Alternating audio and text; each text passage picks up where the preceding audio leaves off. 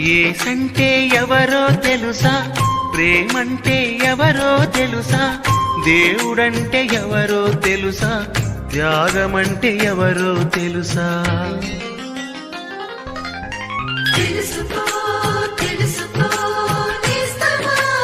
యేసుక్రీస్తు వారి సర్వోన్నతమైన నామంలో పాఠకులందరికీ మా హృదయపూర్వక వందనాలు. యోహాను సువార్త 12వ అధ్యాయం 35వ వచనం. అందుకు యేసు, ఇంకా కొంతకాలం వెలుగు మీ మధ్య ఉండును, చీకటి మిమ్మను కమ్ము కొనకూడనట్లు మీకు వెలుగు ఉండగానే నడువుడి.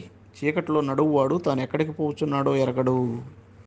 ప్రియులారా, ప్రభువైన యేసుక్రీస్తు తన శిలువ మరణమును గురించి తెలుపుచూ అక్కడ చేరి ఉన్న యూదులతో ఇలా అంటున్నారు: సూర్యుడు పగటి సమయాన్ని ఎలాగూ ప్రకాశిస్తాడో అప్పుడు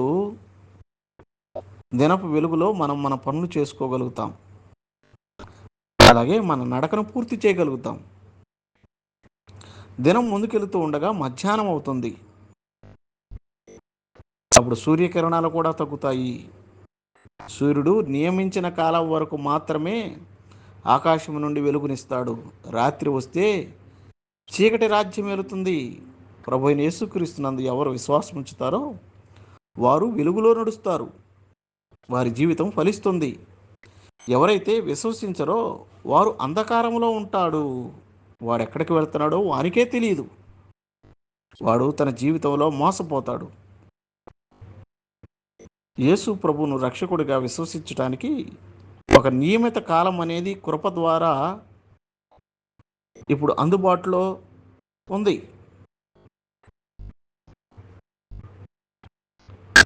కృప ద్వారా ఈ ద్వారం ఇంకా తెరవబడే ఉంది.